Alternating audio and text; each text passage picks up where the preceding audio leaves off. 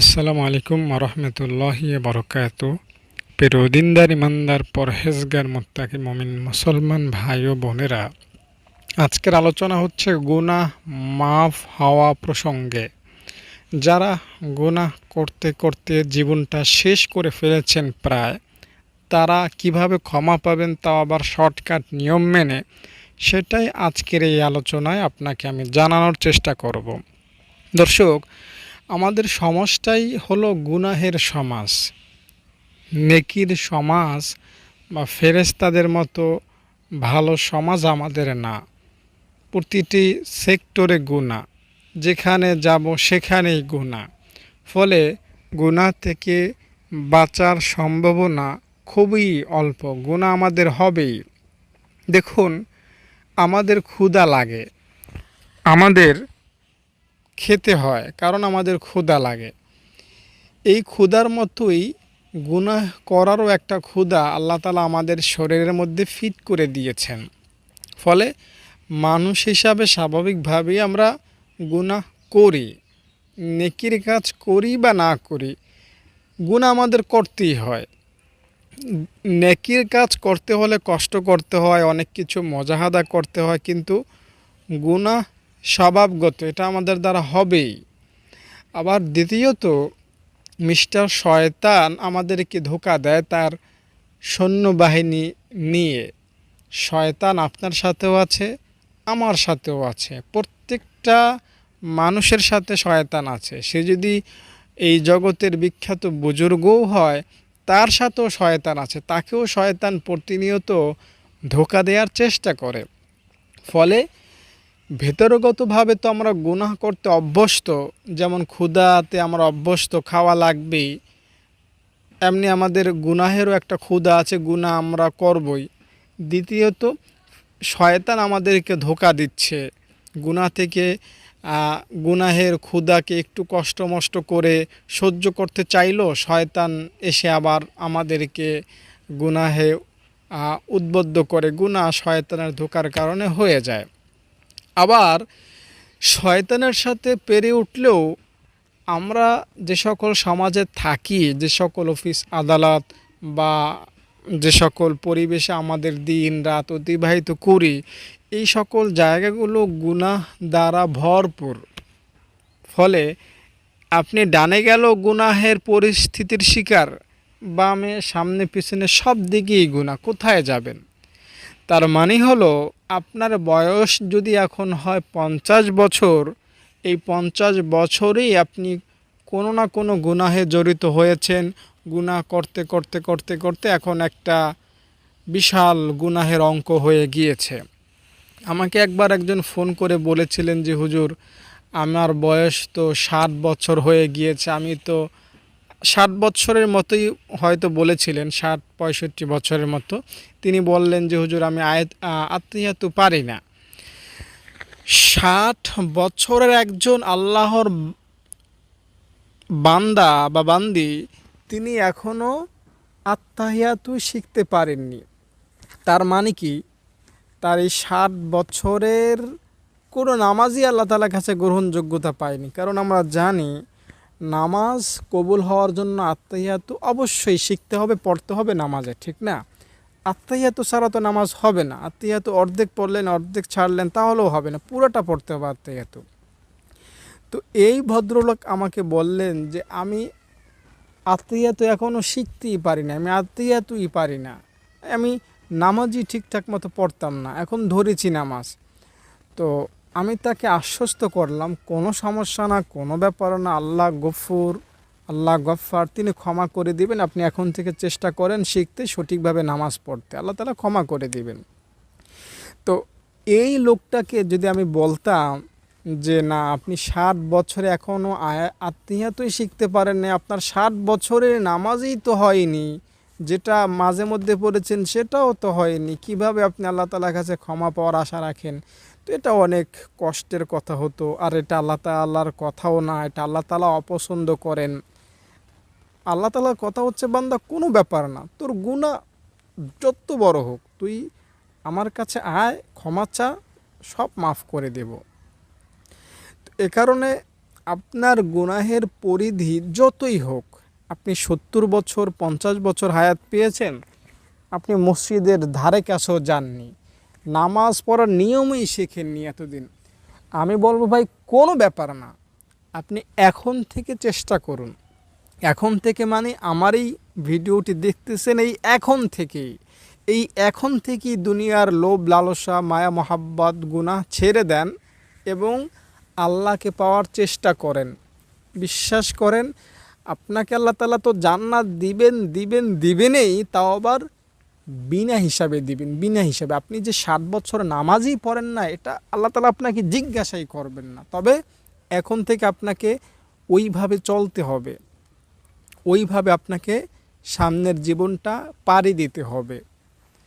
এজন্য ভাই, আপনার গুনাহ যত বড় হোক, আপনি এতদিন মদ খেয়েছেন, এতদিন বিড়ি খেয়েছেন, নারী হিসাবে আপনার যৌবন জীবনটাই, একটা নারী তো 40-50 বছরই তার সৌন্দর্য থাকে, হয়তো আপনার যৌবন কালটাই আপনি বেপর্দায় কাটিয়েছেন, একটা দিনের জন্য আপনি বোরকা পরে দেখেননি, আমি বলবো তাতেও সমস্যা নাই।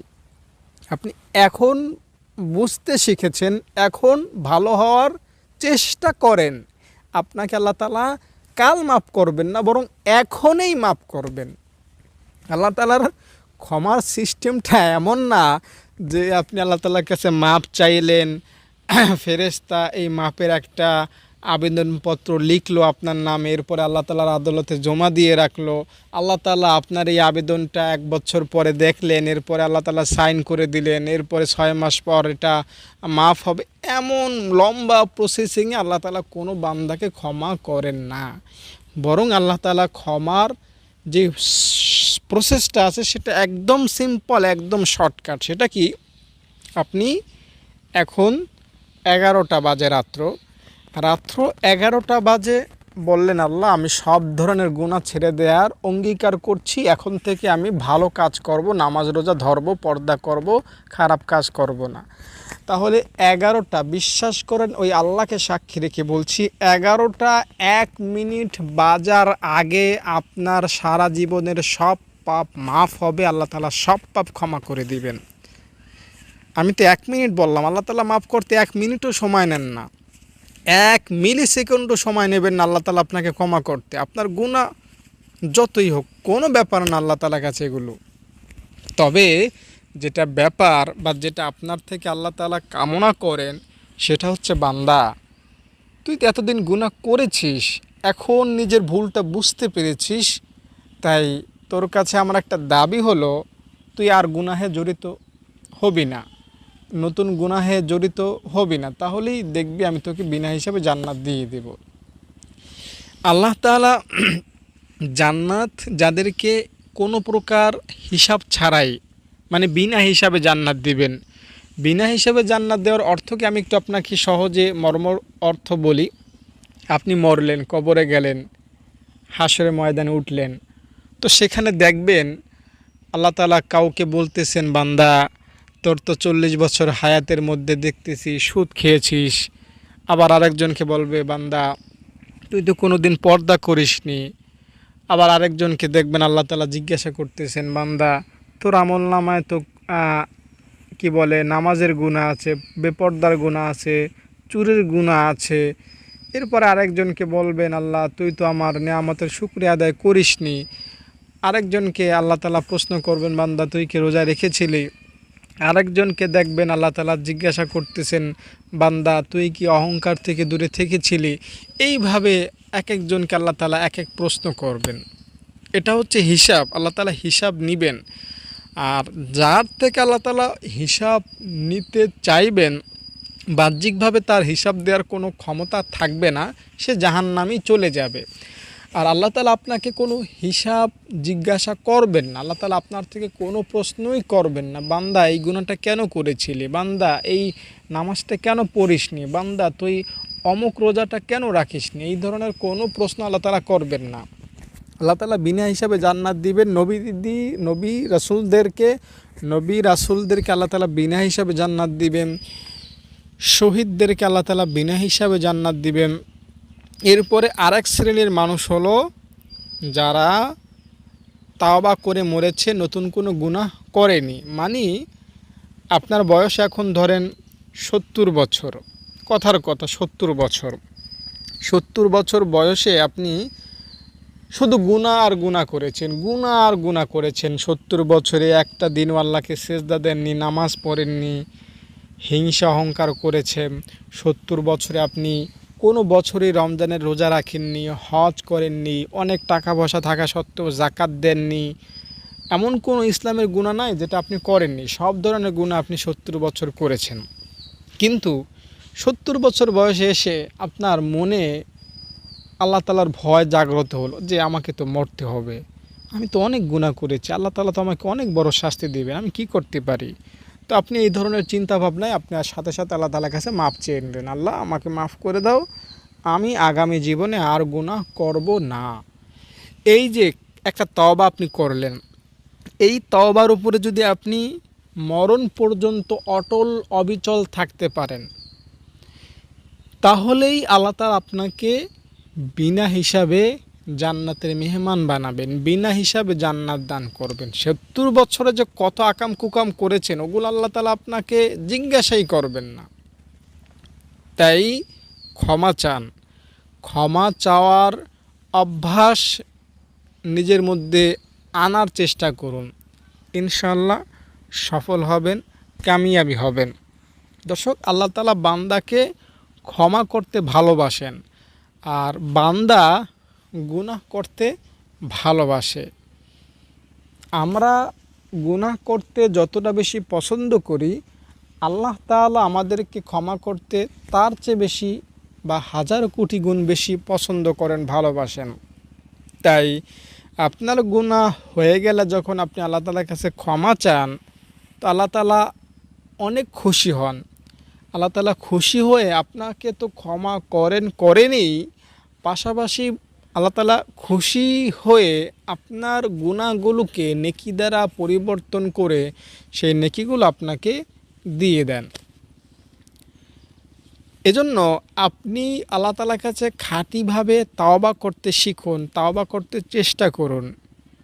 ইনশাআল্লাহ আল্লাহ তাআলা ক্ষমা করতে কোনো বিলম্ব করবেন না। মুসা আলাইহিস সালামের ওই ঘটনাটা আমি প্রায়শই বলি। একজন লোক মুসা নবীর কাছে ছিল, যার কারণে বৃষ্টি হচ্ছিল না। তো আল্লাহ তাআলা বললেন যে মুসা, তুমি তোমার উম্মতদেরকে নিয়ে যতই দোয়া করো, আমি তোমাদের দোয়ার কারণে আজ বৃষ্টি দিব না, যদি ওই লোকটা এইখান থেকে উঠে না যায়, ওটা অনেক পাপী, ওকে উঠে যেতে বলো, তাহলেই আমি বৃষ্টি দিব। মুসা নবী তাকে বললেন, তার নাম আল্লাহ বলেননি, মুসা নবী সবাইকে লক্ষ্য করে বললেন যে তোমাদের মধ্যে এখানে কে গুনাহগার আছো, উঠে যাও, তোমার কারণে আল্লাহ বৃষ্টি বন্ধ করেছেন। তো এই লোকটা তো এবার বুঝতে পারলেন নিজের ভুলের কথা, আমার কারণে আল্লাহ তাআলা বৃষ্টি বন্ধ করে দিয়েছেন, আমি কত বড় পাপী হয়ে গিয়েছি। তো তিনি উঠে যাবেন, কিন্তু উঠে গেলে তো সবাই তাকে চিনে ফেলবেন, লজ্জা পাবেন, শরম পাবেন, তাই উঠে যেতে পারতেছেন না। আবার যে বসে থাকবেন সেই সুযোগও নাই, কারণ আল্লাহ তাআলা আমার নামই তখন মুসা নবীর কাছে জানিয়ে দেবেন, তখন আরও বেশি লজ্জিত হব, আমার কান ধরে মুসা নবী আমাকে বের করে দেবেন, এটা তো আরও বড় লজ্জার কথা। তাই ওই লোকটা সাথে সাথে আল্লাহ তাআলাকে বলে দিল, আল্লাহ তুমি আমাকে লজ্জা দিও না, আমার বেইজ্জতি তুমি করিও না, আমি তোমার কাছে মাপ চাচ্ছি, আমি তোমাকে কথা দিলাম আমি আর নতুন গুনাহ করব না, আমি এখন থেকে ভালো হয়ে যাব। এই কথা তিনি না চোখের পানি ফেলে, না মোনাজাত ধরে, না অন্য কোনো অঙ্গভঙ্গির মাধ্যমে, জাস্ট অন্তর দ্বারা আল্লাহকে বলে দিলেন, আল্লাহ তুমি আমার বেইজ্জতি করিও না, আমার সম্মান তুমি টিকিয়ে রাখো, আমি তোমাকে কথা দিলাম, আমি তোমার কাছে তাওবা করলাম, আর গুনাহ আমি করব না। এই কথাটা বলার সাথে সাথে আল্লাহ তাআলা মুষলধারে বৃষ্টি বর্ষণ করলেন। এজন্য আপনি যত বড়ই অপরাধী হন না কেন, কোনো ফ্যাক্টর না, আল্লাহ তাআলার কাছে ক্ষমা চান, আল্লাহ তাআলা আপনার ক্ষমার হাত দেখতে চান। দেখুন, আল্লাহ তাআলা আমাদেরকে গুনাহ করার শক্তি দিয়েছেন, আবার শয়তানকেও আমাদের সাথে লাগিয়ে দিয়েছেন। তার মানে কি? এর অর্থই হলো আল্লাহ তাআলা চান যে মানুষ গুনাহ করুক, আমরা ফেরেশতা হয়ে যাই, এটা আল্লাহ তাআলা চান না। বিষয়টা আমি আরেকটু খোলাসা করে বলি। ধরেন পৃথিবীতে 700 কোটি মানুষ আছে, এই 700 কোটি মানুষ সবাই যদি গুনাহ ছেড়ে দেয় তাহলে এটা আল্লাহ তাআলা পছন্দ করবেন না। 700 কোটি মানুষ সবাই মুসলমান হয়ে সবাই সিজদায় লুটে থাকবে, এটা আল্লাহ তাআলার অপছন্দ বিষয়, এটা আল্লাহ তাআলা পছন্দ করেন না। এটা এটা আল্লাহ তাআলা পাওয়ার জন্য আল্লাহ তাআলা ফেরেশতা আছেন, ফেরেশতারা গুনাহ করে না। কোটি কোটি 700 কোটি মানুষ, 700 কোটি মানুষের চাইতে হাজারো কোটি কোটি গুণ বেশি ফেরেশতাদের সংখ্যা। এই জমিনকে যদি আসমানে রেখে দেন তাহলে একটা বিশাল মাঠে একটা আংটি রাখার সমতুল্য হবে। তার মানে দুনিয়াকে আসমানে রেখে আসমানে যদি আপনাকে ছেড়ে দেওয়া হয় আর 1 মিলিয়ন বছর যদি আপনাকে হায়াত দেওয়া হয় আসমানকে তালাশ করতে, এই দুনিয়া কোথায় আছে আপনি তারপরও খুঁজে পাবেন না।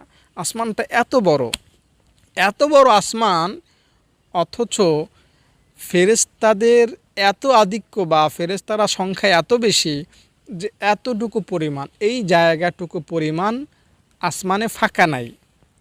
এক বিঘত পরিমাণ জায়গা আসমানে কি নাই, ফাঁকা নাই। এইখানে একজন ফেরেশতা, এইখানে একজন ফেরেশতা, আবার এইখানে একজন ফেরেশতা, এইখানে একজন ফেরেশতা, একজন ফেরেশতার সাথে লাগিয়ে লাগিয়ে ফেরেশতারা আছেন।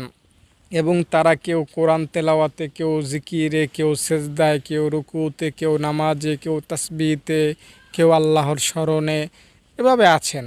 এভাবে তো 7 আসমান জুড়ে ফেরেশতাদের সংখ্যা হিসাব নাই, কত যে ফেরেশতা আল্লাহ তাআলাই ভালো জানেন, ঠিক না?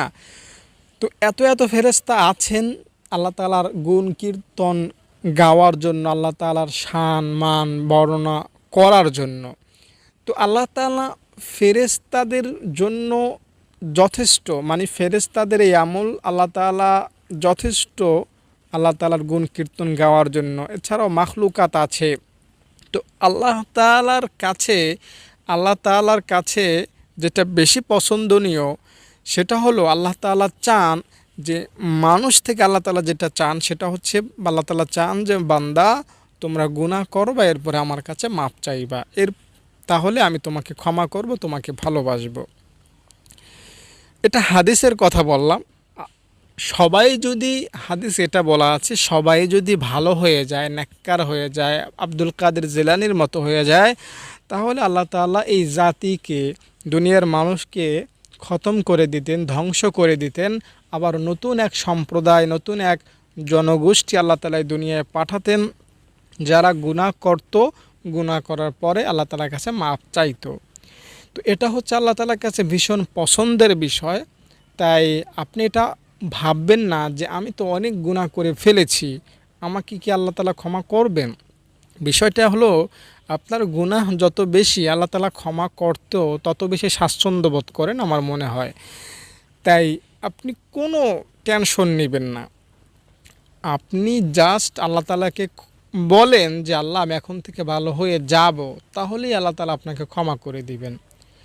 আপনি বেপরদায় চলেছেন, গান বাদ্য শুনেছেন, খারাপ পথে হেঁটেছেন, কোনো দিন রোজা রাখেননি, নামাজ পড়েননি, সুদ ঘুষ খেয়েছেন, আপনি খারাপ সমাজে ছিলেন, মদ গাঞ্জা বিড়ি সিগারেট বেপরদায় সমস্ত প্রকার অন্যায় অপকর্মে নিজেকে জড়িত রেখেছিলেন, এই 30, 40, 60, 70 বছরের জীবন কোনো ফ্যাক্টর না। আপনার হাতে এখনও পর্যাপ্ত সময় আছে, আপনি আল্লাহ তাআলার কাছে মাপ চান, আল্লাহ তাআলা ক্ষমা করে দিবেন, আল্লাহ তাআলা আপনাকে মাফ করে দিবেন। কোরআন হাদিস যদি সত্য হয় আপনার গুনাহ মাফ হবে, এটাও সত্য, এটাও নিশ্চিত, কোনো সন্দেহ নাই, কোনো অস্পষ্টতা নাই, আপনার গুনাহ বাকি থাকবে না। আর আরেকটা বিষয় হলো, অনেকেই মনে করতে পারেন গুনাহ মাফ হওয়ার জন্য ইসলামের এই দোয়াটা পড়া শর্ত বা এই দোয়াটা মুখস্থ করে পড়তে হবে, এরকম কিচ্ছু না। আপনি আপনার ভাষায় আপনার মনের অবস্থা আল্লাহ তাআলাকে বলবেন যে আল্লাহ আমি এতদিন ভুল করেছি, আমাকে মাফ করে দাও, তাহলেই হবে, আল্লাহ তাআলা আপনাকে ক্ষমা করে দিবেন। এবং আপনি ধরেন এখন 2023 সাল, 2025 সাল পর্যন্ত যদি আপনি হায়াত পান, হায়াতের তো কথা কেউ তো বলতে পারে না, আপনি ধরে নেন 2025 সাল পর্যন্ত আপনি বেঁচে থাকবেন, তো তাহলে মাঝখানে যে একটা বছর 24 সাল 25 সাল, এই 1.5 বছর আপনি নতুন কোনো গুনাহে জড়িত হবেন না, তাহলেই আপনি পরকালে জান্নাত পাবেন বিনা হিসাবে, কোনো প্রকার শাস্তি আপনার হবে না, জাহান্নামে 1 সেকেন্ডের জন্য আপনাকে যেতে হবে না। আর একটা বিষয় হলো, এই 1 বছর একদম টোটালি গুনাহ থেকে নিজেকে দূরে রাখাটাও অনেকটা অসম্ভবই হবে। তাই আপনার দ্বারা তওবা করার পরেও যদি গুনাহ হয়ে যায়, মনে করেন এখন তওবা করলেন, 6 মাস পরে আপনি জোহরের নামাজটা পড়তে পারলেন না কোনো একটা কারণে, তো এই কারণে আপনি আল্লাহ তাআলার কাছে ক্ষমা চাইবেন, ভীষণভাবে ক্ষমা চাইবেন, আল্লাহ তাআলার কাছে অনেক বেশি কান্নাকাটি করে ক্ষমা চাইবেন। ইনশাআল্লাহ আল্লাহ তাআলা আপনাকে ক্ষমা করবেন, আপনাকে মাফ করবেন। আমি বারবার আপনাকে ক্ষমা ক্ষমা ক্ষমা ক্ষমা ক্ষমা ক্ষমা শব্দটা বলছি আপনাকে আশ্বস্ত করার জন্য, আল্লাহ তাআলা যে আপনাকে ক্ষমা করবেন এটা বোঝানোর জন্য। বিশ্বাস করেন, আল্লাহ তাআলা আপনাকে ক্ষমা করতে চান। আপনার অবুঝ সন্তান যদি আপনার সাথে কোনো বেয়াদবি করে, আপনি কিন্তু তাকে মারেন না।